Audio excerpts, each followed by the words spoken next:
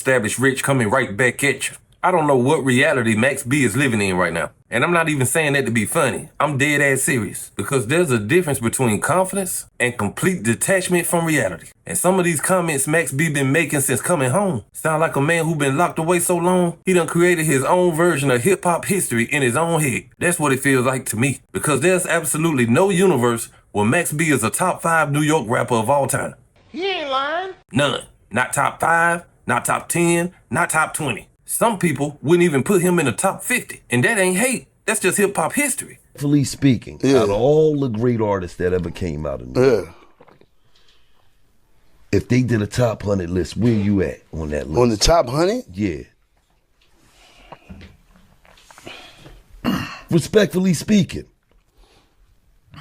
Listen, after Big, Jay, and Nas, you could put me anywhere on that right after that. That's how I feel about it. Now listen to what this man is saying. He got himself under JayZ, Nas, and Biggie. Do people understand how insane that is? We talking about a city that produced Rakim, KRS-One, Big Daddy Kane, LL Cool J, DMX, 50 Cent, Busta Rhymes, Cameron, Method Man, Ghostface, Jadakiss, Big Pun, Ja Rule, Mobb Deep, Nas, Biggie, and JayZ. And MaxB thinks he just automatically floats above all these people. Based on what? That's the question nobody can answer. Based on what? Because when you start talking about the greatest New York rappers ever, you gotta bring something to the table. Hits, classics, cultural impact, sales, moments, runs, movement, influence, and dominance. What exactly is MaxB's argument? That he had a cult following? Bro, this is New York hip-hop we talking about. This ain't a SoundCloud list. And see, this is what really bothers me about the whole situation. MaxB is talking like he was the face of New York at some point. No, the hell you wasn't. Put him up there. Let me check you on that. Hold on. I'm a hip hop historian. Let me get this right. Go ahead. So you said remove them three from the equation. You said after Big, Jay, Nas. But just don't even put them up there. Let me finish the list because you might ain't finish it. After Big, Jay, Nas, DMX, Rakim, Big Daddy Kane. Okay, Rakim that's another god. It's a god. Big LL. Big Daddy Kane, LL. They didn't even have a Big Daddy Kane in the top.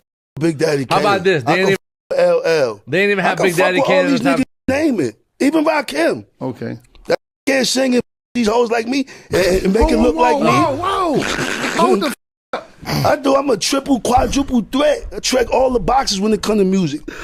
Depth, work ethic, mixtape, albums, ghostwrite, singing, flow.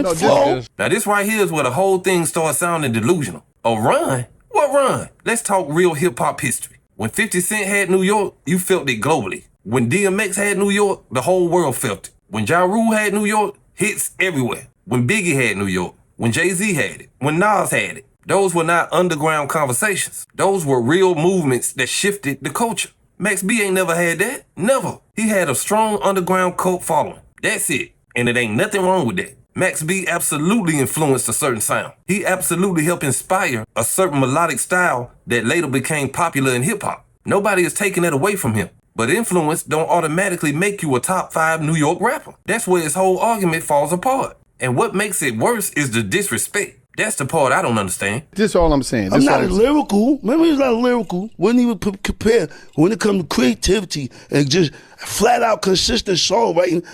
I just don't think nobody got the catalog to match me. You got a lot of, y'all say New York City. No, but look at my catalog. Look at my tapes. You got Chuck. Look at my domains. Look at my $1 Million Babies. What I'm saying. Look The argument that we was having, right? Look at the cult wave. Some of these artists might had 2-year run. Mm-hmm. Some of them had a 1-year run. Mm-hmm. Some of them had 3-year run. Mm-hmm. What is a run? Because Kane and them been running since they started. They ain't stopped running. Who, Kane? Big Daddy Kane. Where Kane at? I ain't see Kane. The last time you saw Big Daddy Kane. Come on, man, don't do that. I just did 18 years like you. I ain't see Kane. Kane wasn't even on the kiosk. You talking about? Yeah, Big Daddy Kane. What the f? This is a legend. This is a legend. Hold up, man. I love y'all. I'm about to do a part 2. When I say something about a legend pussy, you step out on me. Don't be disrespecting the nigga. You can see it saying, Kane. I love Big Daddy Kane. Because he might think I'm but talking about, that 19. He might be saying, hold, let me correct you. No. He think I'm talking about He think I'm talking about Kane for minutes or somebody.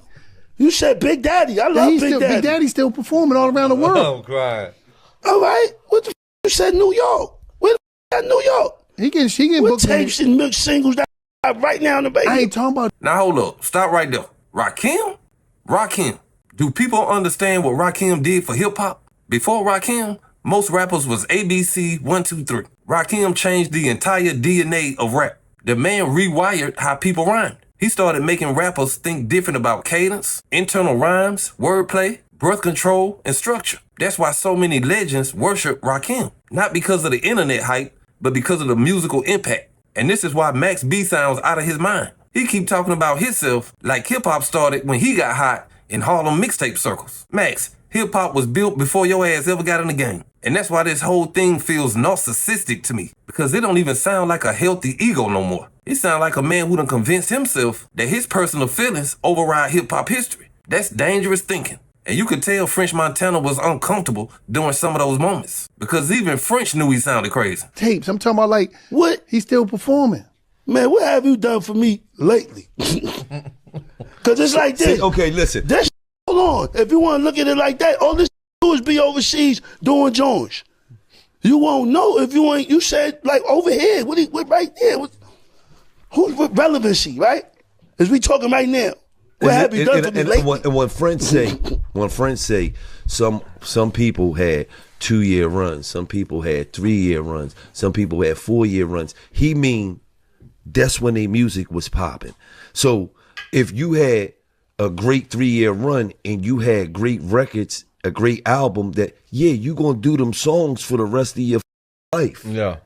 But you ain't got hits from 88 and then got hits from the 90s and then got hits from early 2000s. You just Kane got was hits. nice. He ain't had no big hits. So though. stop that now, He man. had nice joints. He no half step in. No. The third album on Playboy with Madonna had a thong on. What you talking about? Compare me to Kane. After the third album, the started bugging out. Went on the cover of Playboy with Madonna and had a thong on with his nipples out. Kane didn't have no thong. Don't do that. He did. Pull the cover up with Madonna. Pull that. Daddy Kane a thong. Pull that. Oh, you gonna do that to Kane? This was before my time. Don't you do that shit. Don't do that. Don't do that to Kane.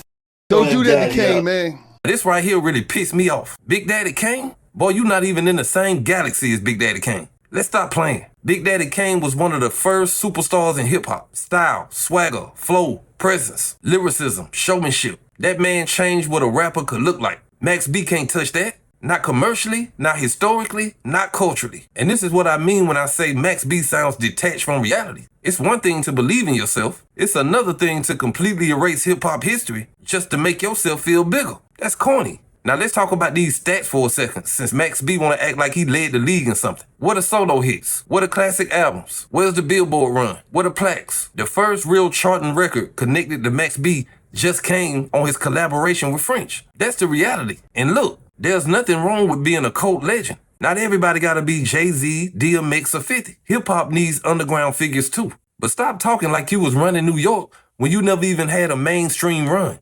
So who go on the list then, man? I said X, so got it. I love X. But you want me to tell you what I said about X in the thing? I said I love first X3, and after that he started doing this. His legacy a little bit, if you ask me, musically. Because that's what you question his career. You say, yo, X first 3. Don't say that about my imagine, like, when you talk about DMX. We talking about X, man. I'm bigger Val. Listen, hold on. When you talk about I love it. I love you. It's certain pieces like LeBron, for instance, and I love LeBron. They question all his rings. Do you question Black Michael Jeffrey Jordan, Black Jesus ring? Then he went on to listen. He put Nicki Minaj over DMX.